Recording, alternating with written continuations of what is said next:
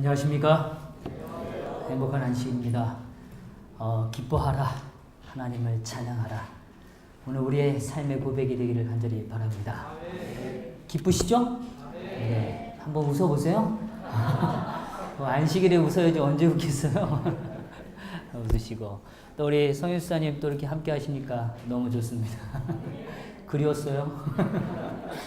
오셔서 너무 좋고 하나님의 은혜가 우리의 삶 속에 기쁨으로 자리하시게 되기를 간절히 바랍니다. 오늘은 누가복음 15장에 있는 말씀입니다. 말씀 전에 좀 말씀을 드리면 오늘 특별히 저희에게는 기쁨이 있는 안식일이죠.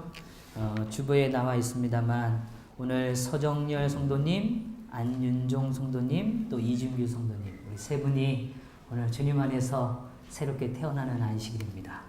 너무 감사하죠? 네, 우리 하나님께 박수 한번 보내드릴까요? 감사합니다. 사실 저희가 거의 매달 지금 침례가 이루어지고 있고 또 특별히 하나님을 만나시는 분들이 이렇게 하나님과 안에서 기쁨으로 만나시는 뵈니까 너무 행복합니다. 특별히 감사한 건 우리 장로님들께서 너무너무 많이 애써주셔서 우리 성도님들 한 분 한 분을 찾아가 주시고 또 이것이 한 번의 방문이 아니라 지속적인 사귐과 또 나눔을 통해서 하나님을 만나는 이 과정이 있음을 인하여 하나님께 깊이 감사를 드리게 됩니다. 오늘 이 예식은 저희가 말씀을 나눈 이후에 오늘은 차정 목사님께서 침례를 집도해 주시겠습니다. 그래서 오늘은 침례가 있는 안식일로 인해서 제가 시간을 조금 짧게 말씀을 나누도록 하겠습니다.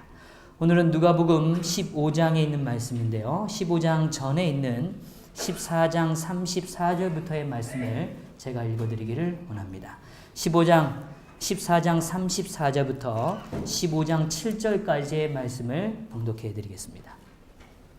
모든 소금이 좋은 것이나 소금도 만일 그 맛을 잃으면 무엇으로 짜게 하리요? 땅에도 거름에도 쓸데없어 내어버리느니라. 들을 귀가 있는 자는 들을지어다 하시니라.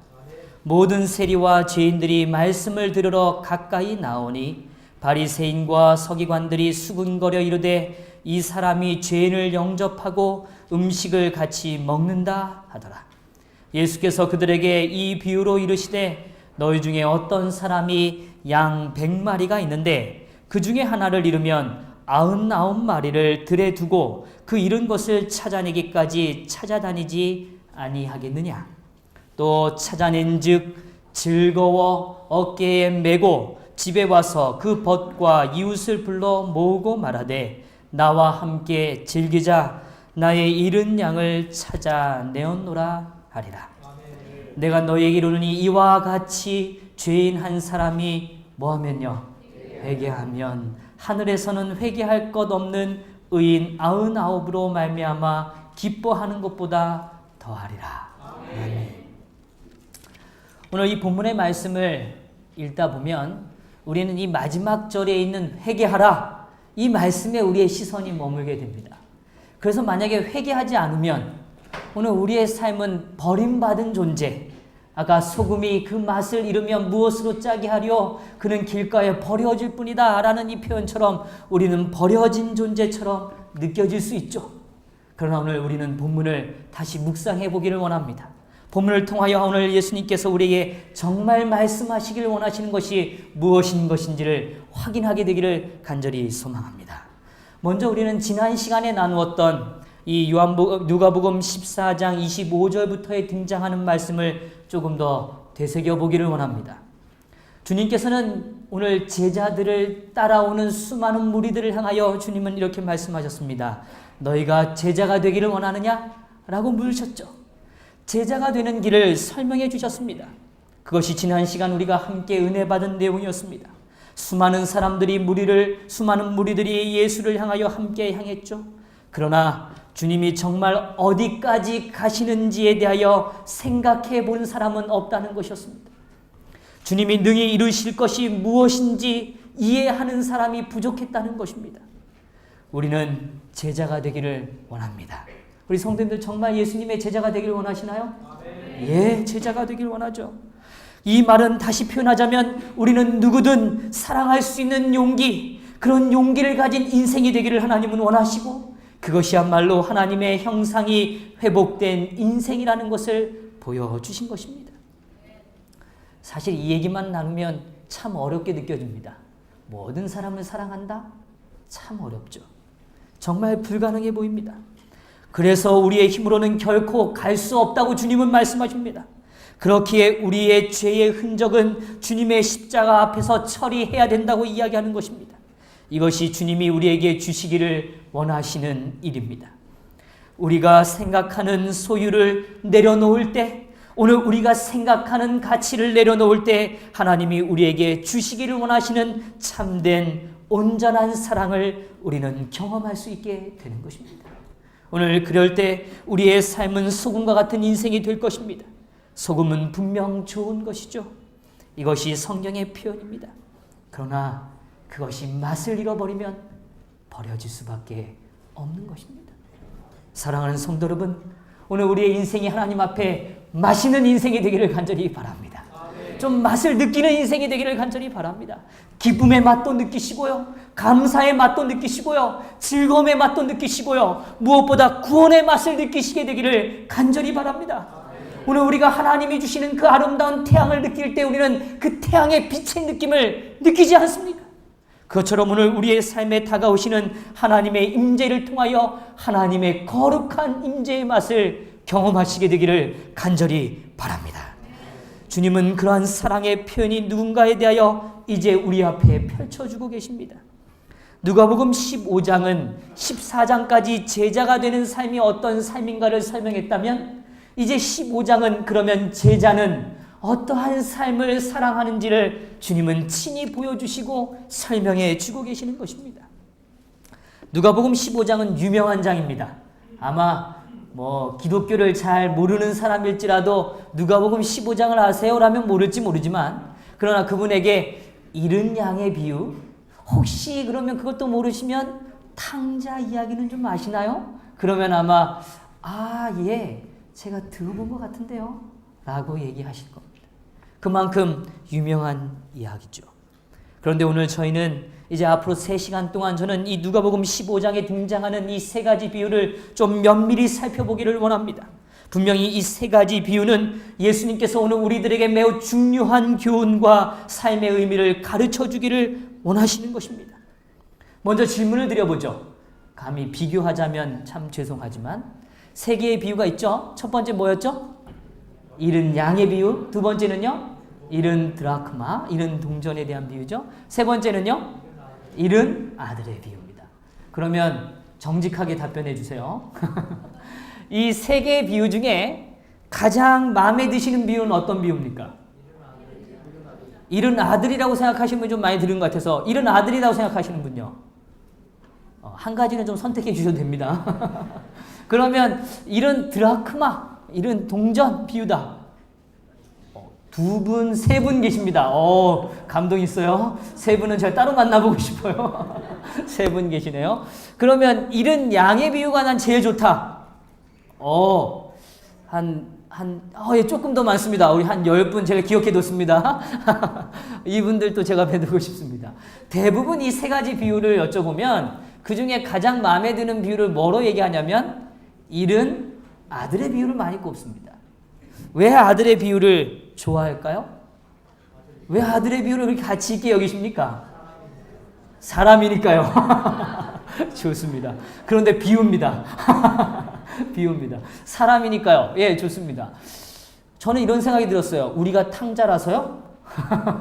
그래서 제일 좋아하나? 그런 생각이 들지도 모르겠어요. 어쨌든 우리는 이 비유 가운데 가장 많은 사람들이 선호하는 건 잃은 아들의 비유가 사실 맞죠.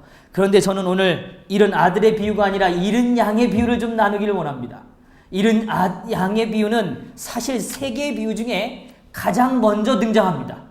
물론 어떤 사람들은 얘기하죠. 포도주가 나중에 나올 때가 더 맛있었잖아. 3번째 비유는 확률적인 게임이야. 100대 1, 10대 1, 그 다음 몇 대 몇이요? 2대 1.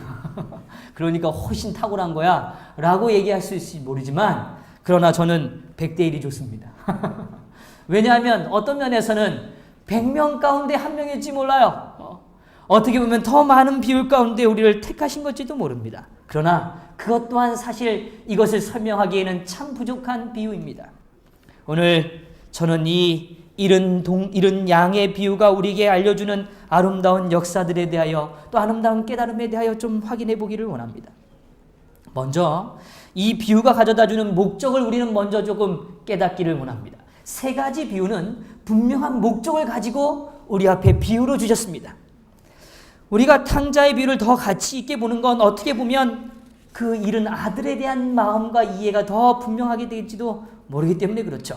그러나 어쨌든 오늘 이 세 가지 비유를 먼저 각각의 관점들을 저는 좀 간략하게 좀 설명을 드리기를 원합니다. 먼저 가장 중요한 전제는 죄인을 향한 하나님의 사랑이 담겨 있는 비유가 바로 이 세 개의 비유라는 것입니다.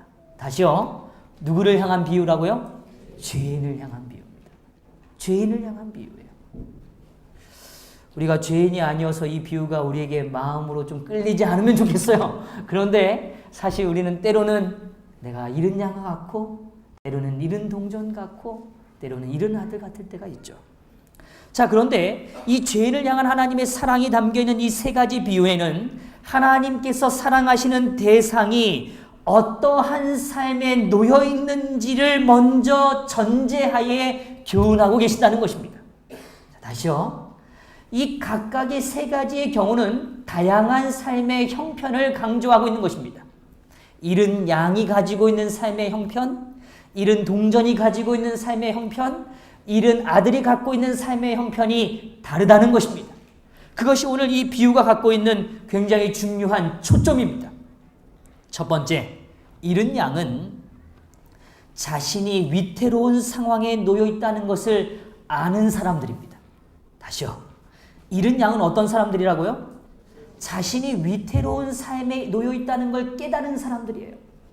그럼 우리는 세상을 살아갈 때요, 그런 분들을 만날 때가 있어요. 어떤 분은 만나자마자요, 울으세요. 그리고 정말 진지하게 삶을 이야기하세요. 제 삶이 너무 지쳤어요. 목사님, 좀 말씀 좀 해주세요. 이렇게 절벽 같은 제 인생이라면 도대체 희망이 있나요? 저는 어떻게 해야죠? 제 삶이 너무너무 고통스러워요. 너무너무 힘들어요. 정말 하루도 견디기엔 이제 너무 지쳐 있어요. 라고 말씀하시는 분을 저는 만날 때가 있어요. 근데 그분은 정말 또 성경이 표현하고 오늘 우리가 깨닫게 되는 매우 중요한 진리지만 그러한 분들의 또 다른 하나의 특징이 있습니다. 그러한 분들은 돌아갈 길을 알지 못하는 삶이라는 것입니다. 어떻게 돌아가야 될지를 몰라요. 정말 진리가 무엇이죠? 어떻게 해야죠? 내 삶이 정말 희망이 있나요? 무엇을 해야 되죠? 라고 물어볼 정도로 그들은 멀리 떨어져 있는 것입니다. 그래서 성경은 들이나 산에 잃어버린 바 되었다라고 표현합니다. 그렇게 멀리 떨어져 있어서 그의 삶이 정말 마지막 절벽같이 느껴지는 지점에 있어서 그의 삶이 너무 버겁고 힘듦을 알지만 그러나 자신의 인생이 어떻게 돌아가야 되는지를 뭐하지 못한 사람요? 깨닫지 못하는 사람. 어떻게 돌아가야 될지를 모르는 삶을 잃은 양의 비유에 처해 있는 삶인 것입니다. 정리되셨어요? 잃은 양은 다시 강조합니다. 그는 그들의 마음의 절망감을 느껴요. 인생의 한계를 느끼는 거죠. 그런데 어떻게 돌아가야 될지를 뭐해요? 모르는 사람입니다.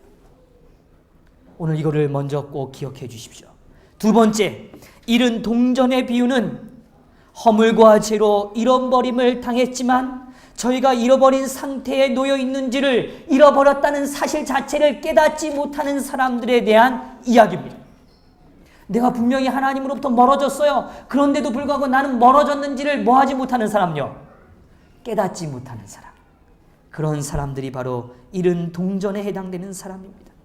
그들은 하나님께로부터 멀리 떨어져 있지만 내가 떨어져 있는지를 알지 못하는 것이죠. 저희의 영혼이 위태로움 가운데 있지만 스스로 내가 위태롭다고 느끼지 못하는 사람들입니다. 아니요, 오히려 아예 관심조차 없는 상황을 이야기하는 겁니다. 그리스도께서는 하나님의 요구에 무관심한 태도를 가진 자라도 하나님은 사랑의 대상이 되어야 한다고 오늘 가르쳐 주시는 비유가 잃은 동전의 비유입니다. 오늘 그 사람은 구원받기 위하여 관심도 없고 어떻게 회복해야 될지에 대한 열망도 없어요. 그럼에도 불구하고 하나님은 그들을 여전히 뭐 하신다고요? 사랑하신다고요. 여전히 사랑하신다고요. 그들이 깨닫지 못하고 이해하지 못한다 할지라도 여전히 하나님은 그들을 사랑하신다는 것입니다. 그 비유가 바로 이른 동전입니다. 그런데요, 오늘 복음을 먼저 깨달은 사람 입장에서 이른 동전의 매우 중요한 포커스는 무엇인가 하면 그 대상이 우리의 삶에 멀리 있는 대상이 아니라 아주 가까이 내 바로 옆에 있는 사람일 수 있다는 것을 설명하고 계시는 것입니다. 그 이른 동전은 멀리 있는 대상이 아니에요. 어디예요? 아주 가까이요. 정말 가까이요. 오늘 잃어버렸다는 사실조차도 뭐 해버릴 정도로요? 잃어버릴 정도로 가까이 있다는 것을 성경은 더 강조하고 있는 것입니다. 세 번째 비유는 잃은 아들의 비유는 어떤 대상을 향한 메시지인가? 바로 이것은 일찍이 하나님의 아버지의 사랑을 알았지만 오늘 사단의 정신을 용납하고 그의 뜻에 따라 사로잡힌 자들을 취급하는 하나님의 방법을 설명하는 비유입니다. 오늘 그들은 이미 하나님의 사랑을 알았어요. 그분의 사랑이 얼마나 위대한지를 알았지만 그러나 오늘 그의 삶의 여러 어려움과 유혹으로 인하여 하나님으로부터 멀어진 인생이죠. 그 인생에 대하여 하나님은 어떻게 그의 삶을 다시 찾으시고 다시 사랑으로 그를 인도하시는가를 보여주시는 비유가 바로 잃은 아들의 비유입니다. 오늘 사랑하는 성도 여러분, 세 가지 비유 중에 이제 어떤 게 더 마음에 드세요? 내가 만약에 정말 절망에 있다면 어찌 보면 우리의 삶에 하나님은 잃은 양의 비유를 허락하실지 모릅니다. 오늘 우리의 삶이 하나님과 멀어져 있음에도 불구하고 그걸 인지하지 못하는 우리의 연약한 무감각의 존재였다면 오늘 하나님은 잃은 동전의 비유를 우리에게 다시 보여주실지 모릅니다. 오늘 우리의 삶이 하나님을 정말 잘 알았지만 오늘 사단의 유혹 속에 우리의 삶이 하나님의 존재를 잃어버린 존재였다면 다시 잃은 아들의 비유를 통하여 우리의 삶을 찾아오시는 하나님의 사랑을 발견하실 수 있게 되는 것이죠. 오늘 우리는 하나님의 사랑을 발견하게 되기를 간절히 바랍니다. 이 전제를 가지고 오늘 우리는 이 세 가지의 비유를 하나씩 살펴볼 것입니다. 먼저 첫 번째 비유인 잃은 양의 비유 가운데 하나님은 매우 중요한 한 가지 사실 속에서 우리의 삶을 인도해 주고 계십니다. 이 교훈의 첫 번째 주제는 무엇인가 하면 우리는 하나님의 소유라는 것을 강조하고 있습니다. 하나님의 뭐라고요? 소유. 목자는 양을 소유하죠. 그러나 오늘 그 소유는 자신의 피로 이전에 그 양에 대한 사랑과 갈망과 그 사랑에 대한 볼봄이 전제되고 있다고 성경은 이야기합니다. 그것이 목양이죠. 목양의 삶입니다. 오늘 이 부분에 대하여 분명히 이렇게 말합니다. 잃어버렸다는 것은 우리의 소유가 아닌 것이 결코 아닙니다. 다만 소유였지만 소유하고 있지 못한 상태를 이야기하는 것이죠. 제가요, 어릴 적 초등학교 시절에요, 자전거를 처음 배웠습니다. 근데 4발 자전거를 배우다가 2발 자전거 이렇게 2개를 딱 떼고요, 탔어요. 얼마나 좋은지 말이죠. 그 타는 기분이 너무너무 행복했습니다. 그런데 4발 자전거는 다 아시지만 좀 작잖아요. 그런데 제가 좀 컸어요. 이제 정말 2발 자전거다운 2발 자전거를 타고 싶어요. 4발 자전거의 특징이 좀 알잖아요. 약간 자리는 뒤로 가고 이렇게 앞으로 가 있는 느낌. 그런데 정말 2발 자전거다운 2발 자전거를 좀 타고 싶어요. 그러다가 저희 부모님이 저에게 노란색 자전거를 처음으로 제대로 된 자전거를 사주셨어요. 그게 너무 좋았어요. 그 노란 자전거를 타고 말이죠, 동네를 다닐 때면요 어깨가 탁 되고 너무 좋은 것입니다.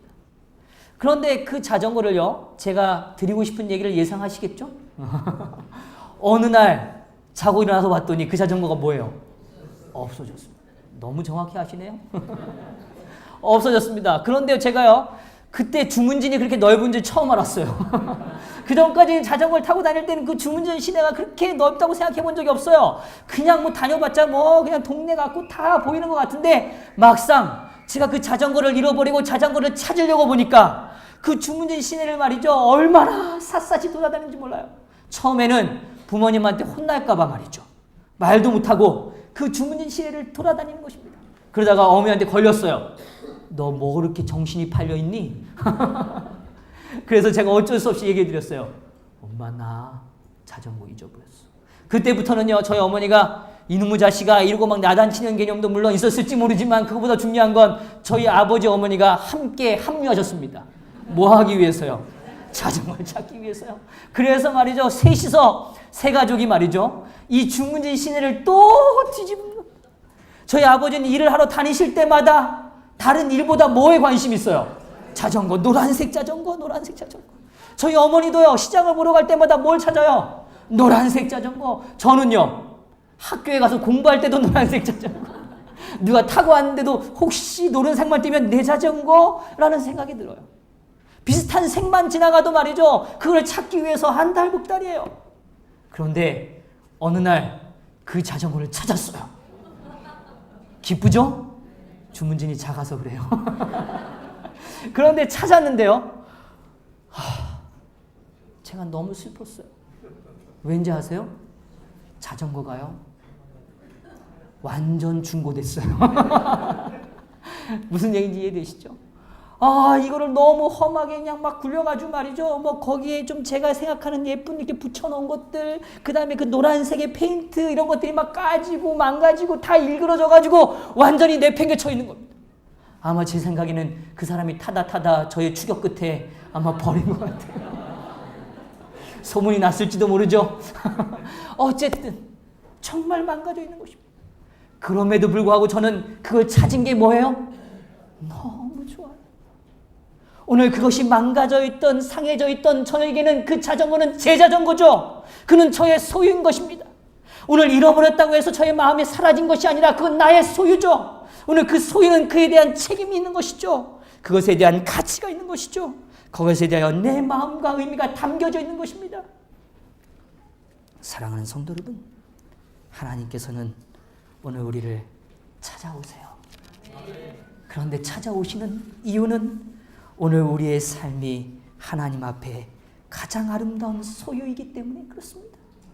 하나님은 오늘 우리를 창조하셨어요. 그리고 오늘 우리를 구원하셨어요. 그리고 오늘 우리를 여전히 돌보시고 계시죠. 그것은 하나님이 오늘 우리를 소유하셨다는 증거입니다. 오늘 우리가 하나님께 소유된 존재라는 게 구속과 억압이 아님을 기억하시게 되기를 간절히 바랍니다. 하나님은 오늘 우리를 만들어주셨고 오늘 우리를 구원하셨고 오늘 우리를 위하여 모든 대가를 지불해 주신 것입니다.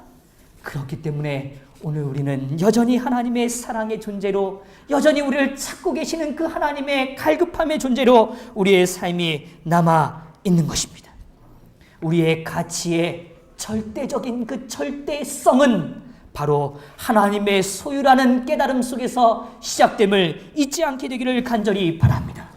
오늘 우리의 존재는 다른 사람의 평가나 말에 의하여 결정되어지는 것이 아니라 하나님이 오늘 우리를 소유하셨다는 그 위대한 선언과 깨달음 속에서 우리의 삶은 펼쳐지는 것입니다. 여기 엘레나스는 이렇게 말했습니다. 우리는 곧 하나님의 소유물이다. 창조와 구속으로 말미암아 하나님의 것이 되었다. 우리는 그냥 된 게 아니에요. 하나님이 우리를 창조하셨고 그리고 오늘 우리를 어떻게 해서요? 구원하셨기 때문에 오늘 우리는 하나님의 존재가 된 것입니다. 죄는 오늘 우리의 마음속에 그것을 잃어버리게 만듭니다. 죄는 우리의 삶을 규정하기를 원하게 만듭니다. 좋은 사람, 나쁜 사람, 선한 사람, 악한 사람, 능력 있는 사람, 능력 없는 사람, 가진 사람, 가지지 않은 사람, 배운 사람, 못 배운 사람, 이러한 규정 자체가 사람의 가치를 자꾸 규정해 가고 있는 것이죠. 오늘 그러한 규정 속에 우리의 삶이 평가받고 있는 것이죠. 그러나 하나님은 우리에게 말씀하십니다. 내가 너의 목자다. 내가 너를 돌본다. 내가 너를 여전히 찾고 또 찾고 있다. 오늘 우리의 삶이 죄인의 평가에 의하여 죄인의 가치에 의하여 우리의 삶을 규정하지 않게 되기를 간절히 바랍니다. 그런데요, 오늘 이 15장 1절의 말씀을 조금 더 보시죠. 1절이 이렇게 표현하죠. 모든 세리와 죄인들이 말씀을 들으러 어떻게 했어요? 가까이 나왔어요. 그런데 이거 한글 표현은 이런데요. 이 원어적인 표현에서는요, 가장 먼저 등장하는 단어가 있습니다. 그것이 무엇이냐면 가까이 나왔다라는 단어입니다. 다시요. 가장 먼저 등장하는 단어가 뭐라고요? 가까이 나왔다. 누가요? 죄인과 세리들. 어떻게 보면 사회적으로 죄인이라고, 정말 나쁜 사람이라고, 어떻게 보면 가까이 하고 싶지 않은 사람이라고 규정한 사람들이 먼저 예수께로 뭐 했어요? 그런데 우리는 잊지 말아야 합니다. 오늘 예수님께 나올 수 있었던 이유는 예수님께서 이 땅에 그들을 뭐 하셨기 때문에요? 찾아오셨기 때문에 그들은 나올 수 있었다는 것입니다. 오늘 역설적으로 2절의 표현에 바리새인과 서기관들이 수군거립니다. 그러나 사실 이 표현 속에는 이미 그들은 예수님께 가까이 와 있는 상태죠. 와 있고 가까이 있지만 오늘 하나님의 말씀을 들으려 하는 사람이 아니라, 하나님의 말씀을 통하여 나의 인생의 가치를 발견하려는 사람이 아니라, 다른 사람의 평가와 다른 사람의 본문과 시선 속에서 나의 인생을 규정하려고 하는 사람은 오늘 하나님의 말씀을 듣는 것이 아니라 내 얘기, 나의 수군거림으로 하나님에 대하여 이야기하기를 급급해한다는 것입니다. 성도 여러분, 오늘 우리의 삶이 하나님께 나아가십시다. 그런데 사실 그 얘기에 앞서 하나님은 우리를 먼저 뭐 하셨다고요? 찾아오셨다고요. 정말 믿으시나요? 예, 이걸 꼭 믿게 되기를 간절히 바랍니다. 제가 오늘 우리의 성도님들이 어디에 계시든 어떤 상황에 있든 가장 인생의 절벽 같은 그 지점에 있다 할지라도 오늘 예수님께서는 우리의 삶을 먼저 뭐 하셨다고요? 찾아오셨다는 것입니다. 그래서 사단이요, 오늘 우리에게 얘기하는 매우 중요한 잘못된 관념이 있습니다. 그 표현에 대하여 엘렌 화이트는 이렇게 말했습니다. 유대인들은 하나님의 사랑이 죄인에게 베풀어지기 전에, 유대인들의 생각이에요. 하나님의 사랑이 죄인들에게 뭐 하기 전에요? 베풀어지기 전에 먼저 회개하지 않으면 안 된다고 가르쳤다. 자, 다시요. 유대인들은 하나님의 사랑이 죄인에게 뭐 하기 전에요? 베풀어지기 전에 먼저 뭐 하지 않으면요? 회개하지 않으면 절대로 뭐 한다고요? 안 된다고 가르쳤다. 그들의 관점에서 볼 때 회개는 하나님이 하늘의 은총을 얻는 하나의 행위이다. 그러니까 하나님께서 주시는 그 하나님의 은총을 얻기 위해서는 뭐 해야 된다고 얘기하는 거예요? 회개해야 된다. 정말 그렇게 믿으세요? 그렇게 믿으시나요? 아니요, 그게 아니라 오늘 분명히 주님은 이렇게 말합니다. 오늘 그리스도께서 회개한 사람 외에는 아무도 당신에 가까이 하서는 안 된다고 하는 것이 그들의 의견이었다.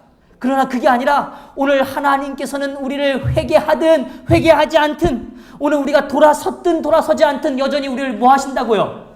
사랑하신다고요. 여전히 찾고 또 찾으신다는 것입니다. 오늘 주님께서는 그렇게 우리를 찾아오시는 것입니다. 사랑받는 자가 경험하는 가장 위대한 역사가 회개인 것이죠. 오늘 우리가 사랑받았기 때문에 회개를 누리는 것입니다. 그분이 나를 사랑하셨구나. 그분이 나를 너무도 아끼셨구나. 그분이 나를 너무도 자상하게 인도하고 계시는구나. 그분이 나를 붙들고 계시는구나. 그분이 나를 섬기고 계시는구나. 이렇게 오늘 그 사랑에 대하여 느낄 때 우리는 진정한 뭐를 경험하게 된다고요? 회개를 경험하게 된다는 것입니다. 오늘 우리가 하나님 안에 결코 이 순서를 반대로 오늘 잘못된 순서의 관념으로 갖지 않게 되기를 간절히 바랍니다. 여기 이렇게 표현했어요. 우리에서 벗어난 양은 모든 양들 가운데 가장 가련한 양이다.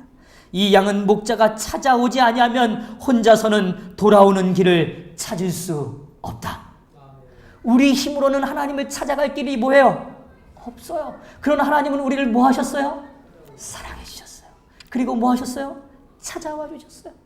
그 하나님의 사랑이 오늘 우리의 삶의 가치를 결정하고 만든다는 사실을 잊지 않게 되기를 간절히 바랍니다. 하나님 안에서 오늘 우리의 가치가 하나님의 그 전적인 사랑, 오늘 우리에게 부어주시는 그 사랑 속에 있음을 잊지 않는 거룩한 삶이 되기를 간절히 바랍니다. 그리하여 하나님의 소유라는 인생을 잊지 마시고 그 축복 안에 누리는 저와 여러분의 삶이 되시기를 간절히 바라면서 오늘 말씀을 마치겠습니다.